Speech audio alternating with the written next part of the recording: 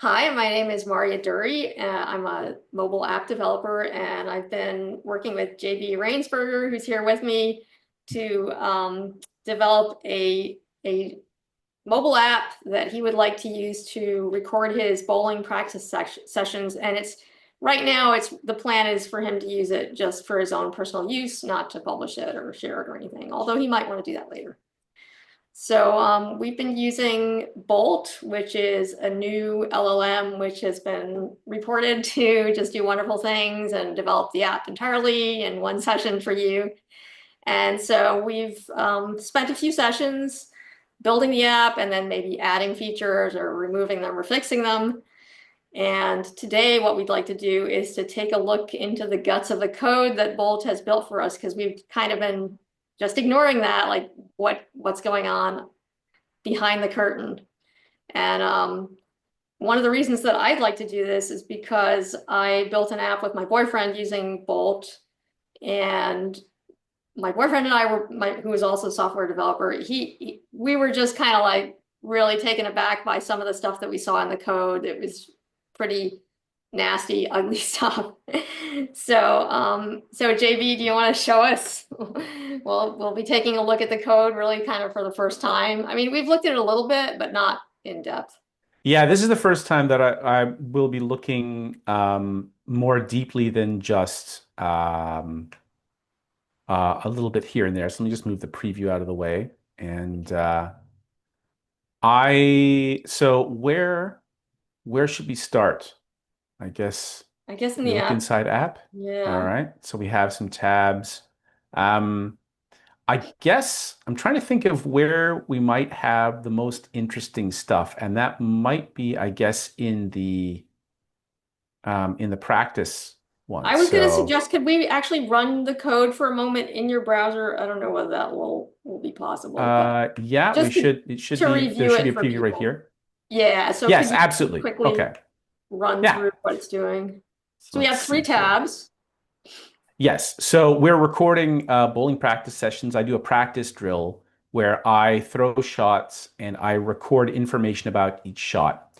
So for example, I start a session and then I don't know how well the scrolling is going to work here because I So then have been you'd be having problems with that in bowling the and then you past. start to track. Exactly. So these buttons, which unfortunately are not on the screen right now, I don't know if I can do anything Can to you help with that. scroll? Oh, there we go. So now we can see some buttons here which show some of the various outcomes of shots. So I throw a shot and then I press one of these buttons to record what the outcome was. And you Right. can see here, these are the last several shots. That's just a visual indicator for me so that if I make a mistake, it's easier for me to spot the mistake and immediately hit undo and then correct it.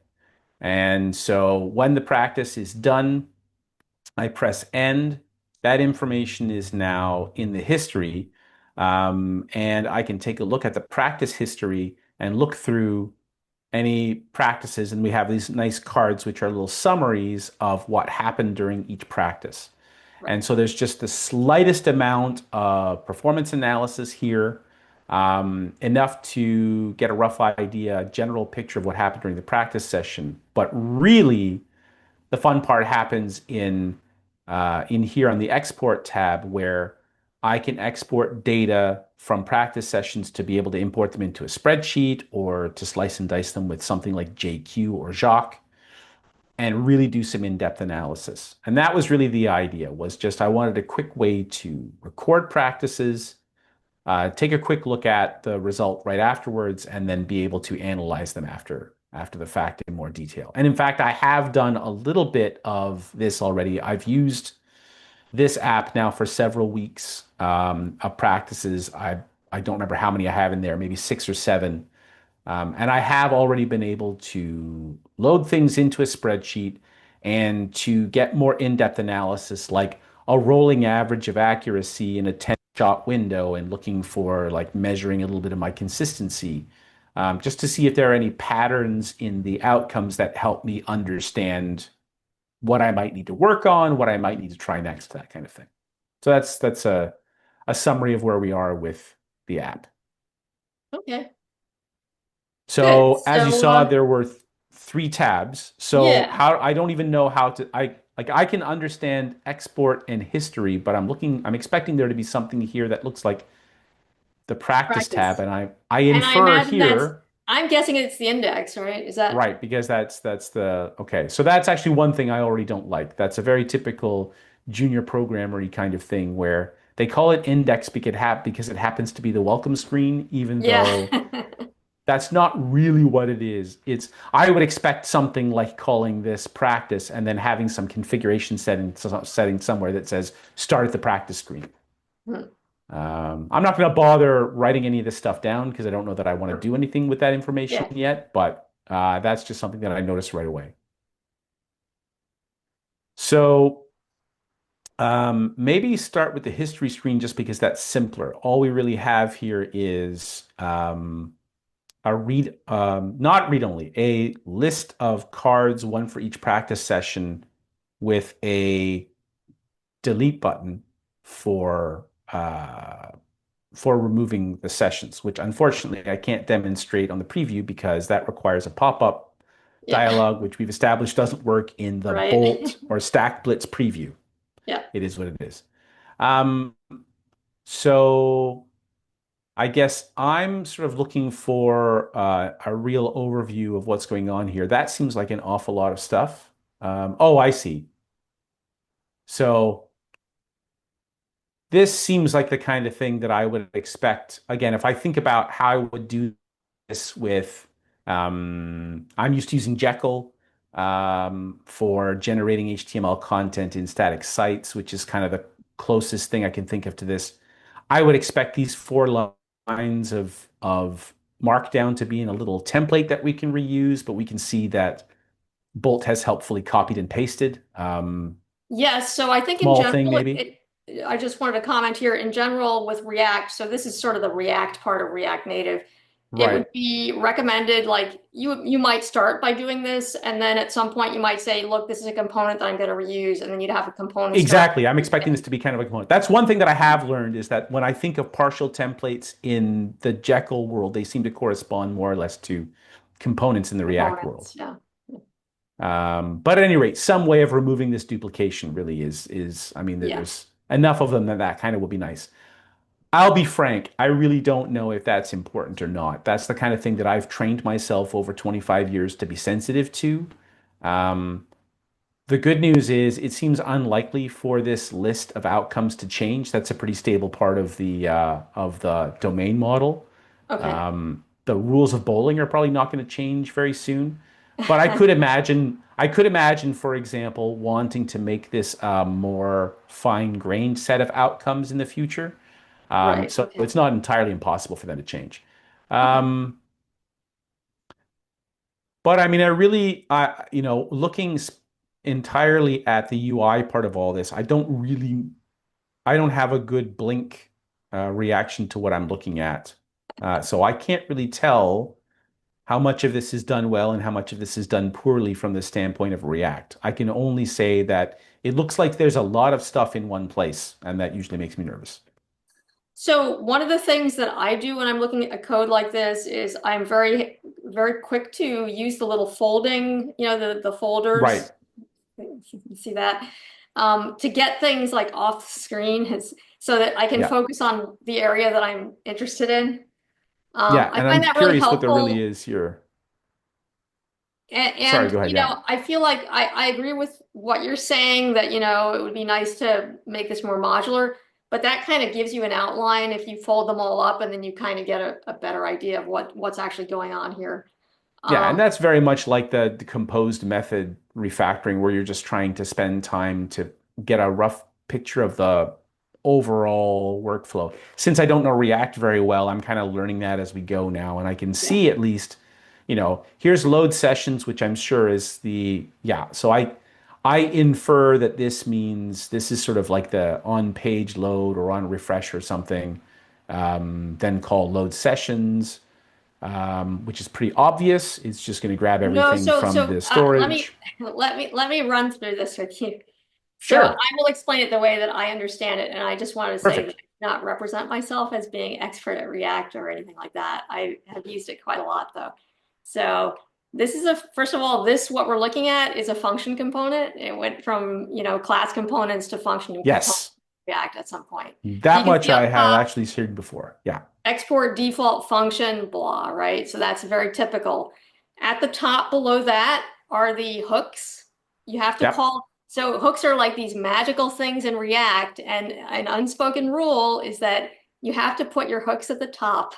It's just nice to me. That's just like horrible. The fact that you have to put your hooks just all together at the Oh top. wow, memories of C from the old days. Isn't that just like, okay, anyway, words can't Yeah, express it anyway. that's fine. So, Frameworks have requirements, and we have to learn the rules as we go. magical stuff.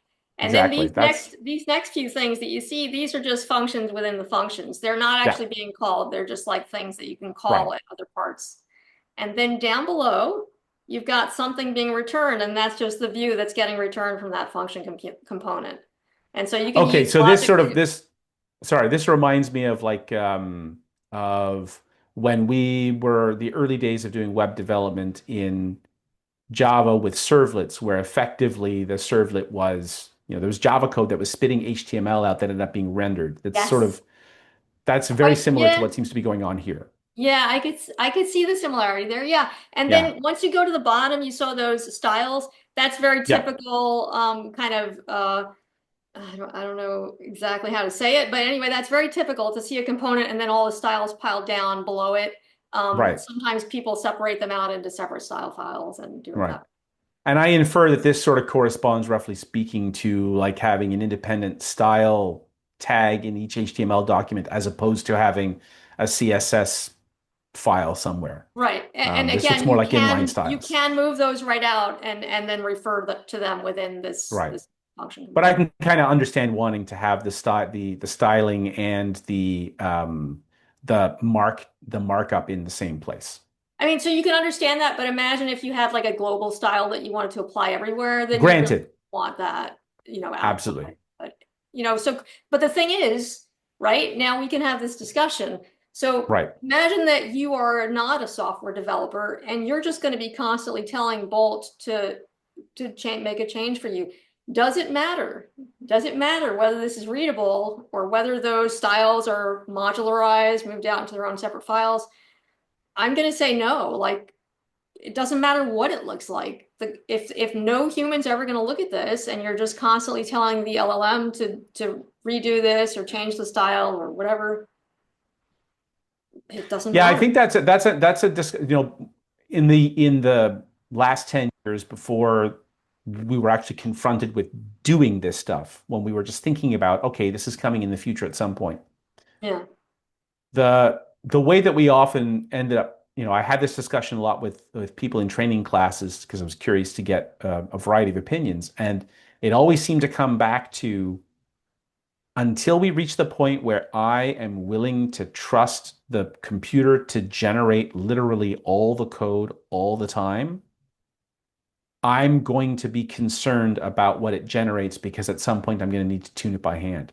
It really, we have to, my thesis, I guess, was always we're going to care about these things that we think that we call design until we reach the point where we literally let the computer generate everything. And I think I didn't expect to be challenging that idea or exploring that idea now. I figured that was going to be something that maybe the 2 generations from now would deal with.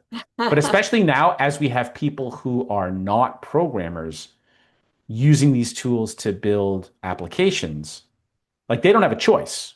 They Right. don't necessarily know what they're looking at yet. They might know just enough to kind of get a rough idea of what's going on, but they're certainly not at the level where they can take over. At least that's kind of the point. That's what attracts them to this in the first place. And for those folks in particular, I mean, no, I don't suppose it matters at all. If they're never going to look at this code and they're never going to try to understand it themselves, then the design, the modularity, none of that stuff really matters. And I can't tell yet how much to be happy about that and how much to be worried about that. Yeah, so that is my opinion, and that's, I'm totally open to our counter arguments. Like if some, I would love to hear a counter argument. Is there any reason why,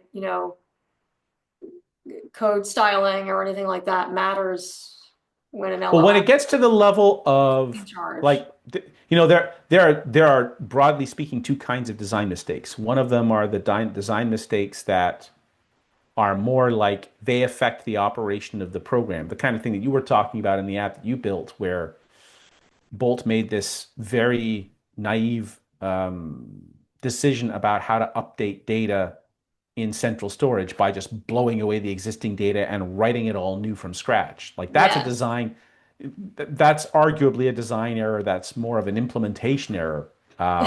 Whereas when I tend to think of design errors, they're the kinds of things that make it more difficult for the human to understand what the code is trying to do Hmm. because they want to be able to change it safely and accurately. And if no human is ever going to change the code safely and accurately, then I suppose that kind of design mistake doesn't matter. However, the statement, no human is going to change this code base, or no human is going to try to change this code base, sounds very much like famous last words. Right. Like Yeah, you're there is really that. making a serious commitment to let the computer do all the work. And I think one thing that's emerging that I'm kind of interested in is um, many more people are writing about augmented software development and not vibe coding, where they're in the driver's seat, but they have genies or whatever they want to call them, their pet names for these LLMs that are helping them do things. Right. Um, but they, the human, remains in the driver's seat. And that's one thing that, as we look through the code, one of the things that will come up is at which point do we start to move away from what has effectively been vibe coding to this point Hmm. to augmented software development, where we are using this as a tool instead of giving it the keys to the car and hoping for the best. And part of it, I think, is like I don't know how to evaluate this in terms of design style because I don't really know the React idioms very well. Yes. The names are not awful. I think I can make reasonable inferences about what's happening. Right. It makes me a little nervous that it made me a little nervous that this render session function is so long that there's all this duplication. Yes. Um, I could imagine that if I wanted to change the possible outcomes, that I would then take that as the opportunity to refactor and to extract a component here. Hmm. Um, and it could even be interesting to ask Bolt to do that just to see how it would end up. But I'm also not accustomed as much to seeing, I'm more accustomed to seeing UI layouts as code, say Java code or Python code, rather than as markup. And so it could just look verbose because markup language will look verbose compared to Python code. I mean, when I built this in Python, I probably wrote the same amount of crap. It just looked different and it maybe looked a little bit more concise. And I also have to remember that the person who wrote it is going to find it easier to read even when it's crappy.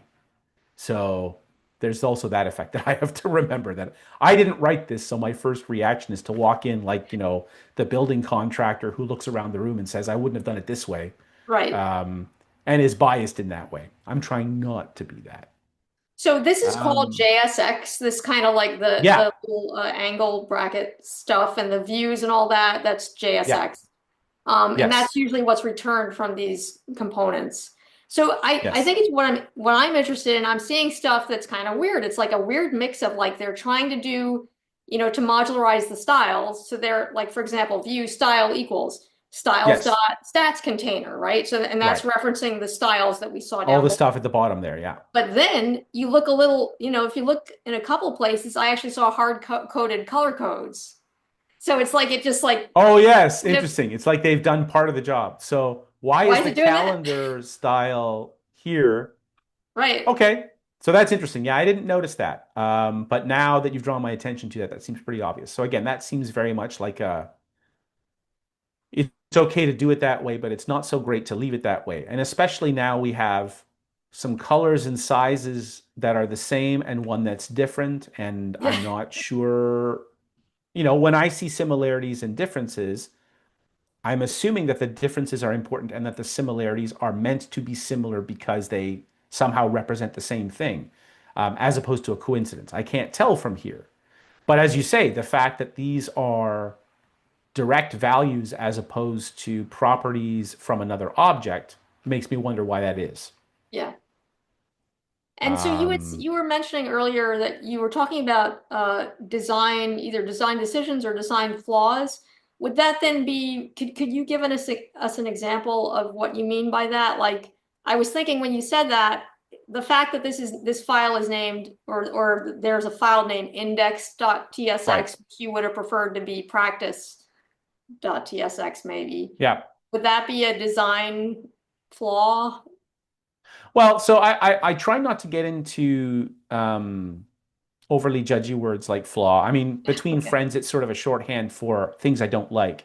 Yeah. So some of the design things, some of the design aspects that I think of are more like preferences. Here's how I would do it if I were given the choice. And some of them are more like, I would kind of qualify them as mistakes or risks because they tend to make the code harder for other people to understand. And Hmm. so naming the index file as, or leaving the name index.tsx is reasonable, except that that index doesn't, it communicates the fact that this is the welcome page, but it doesn't communicate what's Right. on the page. Right. Whereas export and history communicate what the page means. Yeah. And I know, and so that inconsistency can be annoying. Hmm. Um, one of the principles of design that I go by is that I want the names to reveal the intent, because intent is something we have a tendency to try to need to reverse engineer when we're trying to understand what code is doing. Hmm. I can always look at code and figure out what it does because I understand the programming language. Right. But if I don't understand what the programmer's intent was, I don't Ended. know Yeah. what the right thing to do is. Yes. And so I really am relying on the programmer to leave behind signals of their intent. Yes. Whereas I can, in the worst case, I can figure out, like if that file had been called practice.tsx and there were no index.tsx, Yeah. I wouldn't necessarily know which page is the welcome page or which screen is the screen that's rendered on load, which means the same thing.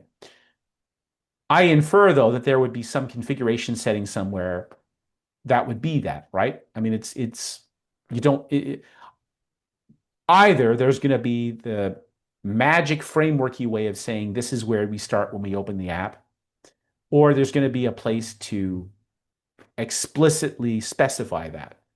And on Yes. the whole, I would prefer to explicitly specify it because then it's easier for me to reveal intent by not relying on the built-in names the framework gives me, but on naming things the way that actually communicates what they are. Yes. So now that makes me Um, curious. Could you actually search the code base and see if there's any reference to the word index? So it could be like you're saying that the hmm. framework just start by default opens index, which is Right. possible. I'm Oh, assuming now here's a place where, let's take a look at that. so that says, oh, this is the tabs. Yeah. So So that's this probably, is, right. Here's an example of what I'm looking at. This doesn't make a lot of sense to me. It does not make sense to me. This says history, export, practice, index. That's a perfect example of the fact that it's the welcome page is an accident of design. It's not integral to the system. I would really expect this to say practice because then the pattern would be more obvious. but then I think that you would so I think this is a React navigation framework that we're looking at right now, that those tabs, the tab layout. Yeah, And it could, and that's, I don't have that at the tip of my my mind. Um, right. and so it could be though that what it's doing is like the very first one in the layout is the one that's opens by default, and then the name refers to Exactly. the file name, Right. and And these are exactly the kinds of things that I shouldn't need to know when what might be interesting to me is how do I find the file that describes the practice panel, practice. Yeah, right. So in right? fact, Because I see an obvious reference to the other two, but not practice. the design would then be improved by changing the name to practice and referring to it as practice in layout. or whatever that file is. Yeah. Right. So I don't know whether it would be as simple as if layout is sort of the how the main screen is laid out, then yes, I would hope that this would be practice, that would change to practice, and Right. then the fact that the index screen, like I don't know whether React is activating the practice panel because it's called index, because it's the first one, or if there's, like I'm looking here, I don't see any code that makes it obvious which one of these tabs is active by default. I don't Right. see anything up. Does it Right. say It doesn't anything here? say that. So I think it's I just don't see an literally explicit because it's reference at the to it. top. I think It it's could because be because it's of the the first first one, yeah. one. Right. And again, I don't want to have to know that. But Yeah. I understand. Well, I I don't want to understand. have to know that. I But I understand don't you don't I want to know understand. that, Yes. but you have to know Well, that. that's the thing. Once I know it, then I have greater understanding of how the framework behaves, which is Yeah. important to me as a programmer. Yeah. But that's an accident of implementation, not a reflection of my intent. Right. If it's important to me that the practice panel be the active one by default, like I want to make that obvious somewhere. That's my instinct as a programmer. Mhm. But what junior programmers would tend to do is, well, I don't have to worry about that because everybody knows, and then they say the thing that everybody knows, except for the people that don't know it. Or the people who, again, when you rely on the way the framework works, that's great as long as the framework never changes. But then when the day comes the framework changes, a whole bunch of unnecessary changes have to happen. Yeah. So I will Anyway, now go into my little soapbox where I'm going to say that React Native and its associated frameworks like React Navigation change right. like every freaking 6 months. Okay, yay. It's like move fast and break things to the framework. I mean, Right, the whole thing is just a nightmare to upgrade. right. I'm now getting off my soapbox. You know what? They should have the freedom to do that. And that is, even to me, that even reinforces the importance of not being coupled to accidents of implementation. If we call that tab practice, and if there's some way, and I don't know what it is, if there's some way of explicitly saying this tab loads first, or this tab is active by default, Yep. then React or React Navigation can change whatever they like, and my code doesn't have to change. Oh, that's the problem. Once the framework changes, often all this code has to be rewritten. That I get, but the idea that this is, I don't have to rely on the framework's way of doing this. I can be explicit about what I want, and there's a decent chance the framework can change in a way that preserves that compatibility for me. It won't So always. but the thing is, so I guess my inclination would be to write comments in here that Right. describe what the intent is. How do you Yes, feel about that? Because, I know you're not keen on comments and they fall out of date and stuff like that. right. So the risk is comments lie and code doesn't, but the Right. benefit is it's better than nothing. So, when I was younger, I was very opinionated about what was the right way and the wrong way, and you must do it the right way and not never do it the wrong way. And I've really changed. To me, what's more interesting is what can I do now to make the code easier to understand and just don't stop there. So if I'm in a hurry and I don't know what else to do, then leaving behind a comment is the easiest thing to do. Yeah. I mean, it's not going to it typically doesn't affect the operation of the program. So I would have a tendency to start with a comment with the idea that either I want to resolve that comment eventually, Mhm. um, or I want that comment to say less about what and describe more about why. So resolving the comment could be changing the code so that the comment's no longer necessary. That could Okay. be improving names, that could be making implicit things explicit or whatever. Um, I Some people might say, no, no, you can't leave a comment. That's dumb. You must change the code to say what the comment was going to say. And I don't buy that anymore. Hmm. I'll write the comment because I don't have the energy or I don't know how or I don't feel safe changing the code to make the comment unnecessary. The Okay. comment is just one step towards changing the code. And somebody out there right now is screaming, but tomorrow's never going to come. Well, if you build systems so that tomorrow might actually come, then it starts to happen that, in fact, people do replace the comments with code. At Yeah. the bare minimum, I do it. I actually do it on projects. So if I do it, other people can also do it. And now it's just a question of how many of us do it. How do we give ourselves time to do it? And that's a whole other discussion. But the short version is I'm happy to put comments there, just don't stop there. Okay. My intention Um, would be to replace that comment with code before the world ends. I do think so. My memory says that it's the order that Right, matters here, and I could be wrong. And I right. suspect it's in the documentation, and probably there would be pushback where people would just say, well, anybody who knows React navigation knows that it's the first one that shows up first, and blah blah blah. Yeah. So And this might be the I kind of thing that's worth having a discussion with Bolt about. If I'm now sort of oh putting myself back in the habit or back in the shoes of the person who's actually going to try to do this. And this could be a good time to ask Bolt, hey, this is weird in the code. What would happen if we changed it?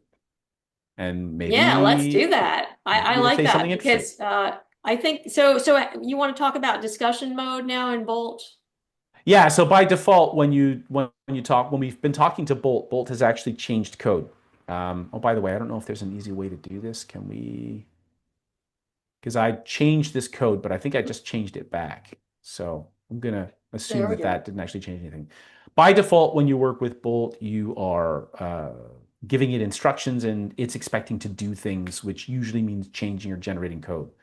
Um, we might not always want it to do that, and that uses tokens. So if we switch over to discussion mode, now we should be able to.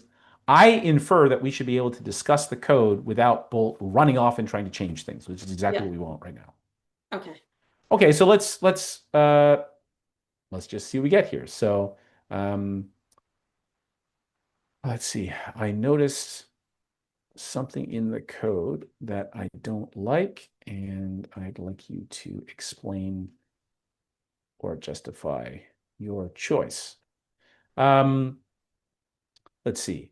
Uh, the what do we call these?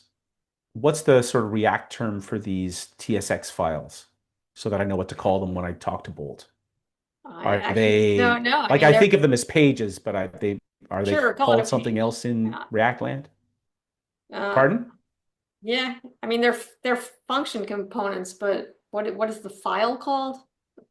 Call it a page or Well, no, I'm more thinking of like what is the difference between an export screen, a history screen? Are they, I mean, is screen what the kids call it nowadays? yeah. I think we call it Let's try screens that. So generally. the screen files, let's see. The files for the export screen and the history screen have the names of the screens, but the practice screen is called the practice screen. I think it's called You just practice call screen. it Yeah, practice the session. practice Type screen. practice session. Oh, I did. You're right. Thank you. The practice screen is in a file called index.txx. I get that this is that index means the first screen loaded by default, but it seems better to name this file practice.tsx to match the pattern. Uh, Wonder, so I have a why? suggestion, Yeah, JB. sure. Could you Yeah. just like slice out that part where you say, I get that index means blah? Could you cut that out and just Okay. say why? Why? So the Yeah. practice, Okay. let's just All right. let Bolt All explain right. it. Uh, let's see. Why did you name uh, the file this way?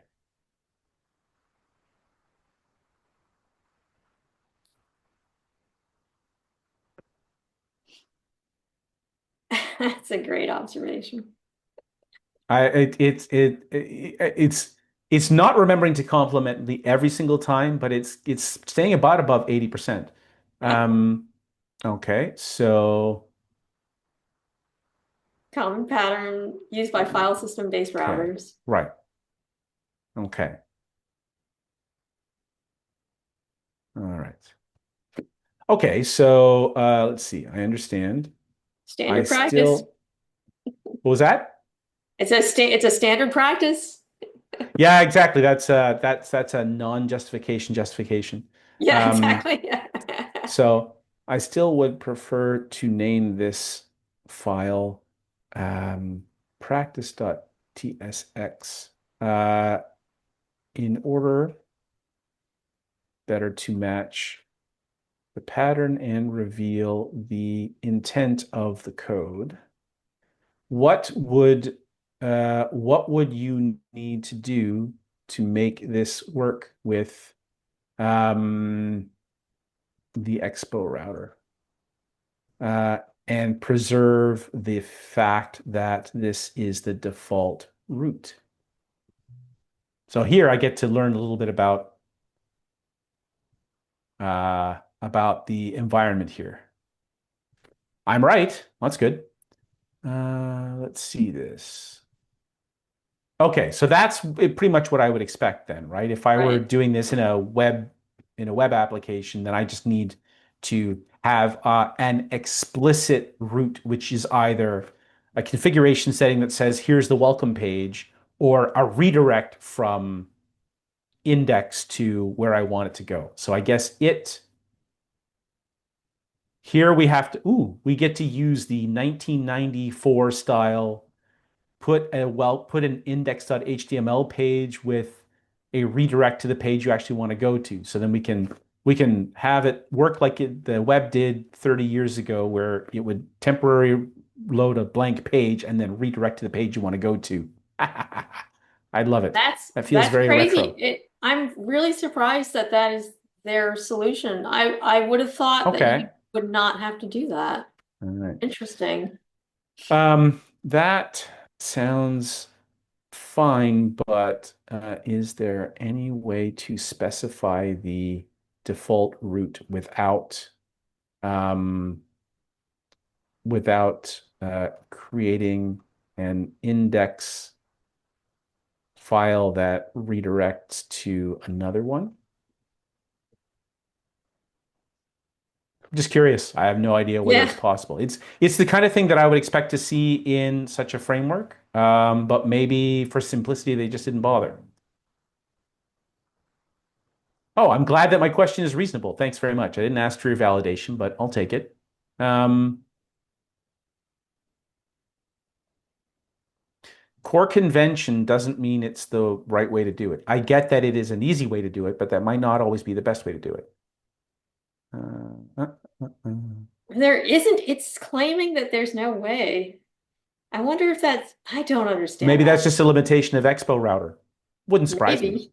Huh. Okay. All right. Well, So okay. I just want to say I don't necessarily believe what it's telling us, but we can just accept it for now. I think let's Yes. not try This and at flip least, it. again, if I were, if this were a more industrial strength environment, then this is the point where I'd be making some notes and do a little Yeah. research and come back Right. clearly I don't know the right question to ask here, and I don't know enough to be able to push back. So I can't tell whether it's hallucinating or telling the truth, Yeah. which is always a risk when you're using one of these LLMs and you don't know what it's trying to do. Um, but that's how it is. Yep. So, And okay. so what I suggest is that we just take a quick break now. So Yeah. we've seen bulletin discussion mode, which I think is very useful. I don't see any mention of how many tokens we've used, so we might not have used any tokens, which is nice. Yeah. And we've looked at the code, and I'm gonna say, I'm pretty reasonably happy actually. Like I can read that code. I guess it was we were looking at the history. Was that the one that we were looking at? We looked at the history, and I think, or History. actually, yes, we did look at history. And quickly for me, the only thing that I haven't seen so far is sort of the typical design choice of separating calculations from actions. I know that especially in heavy UI apps, it's pretty common for all the domain logic to be jammed into the UI. Yeah, We haven't really seen much of that yet because there's no logic involved here. This is just load sessions, delete sessions. It's all right. CRUD behavior. Yeah. But we can take a look at that off screen, or we can save that for another session and see if there's something in there that if we find anything that we really don't like that's worth bringing to people's attention, then we can do that. Yeah, sure. So we'll continue looking at that off screen, and if we find, like you said, if we find anything interesting, we'll share that. Okay. Yeah, absolutely.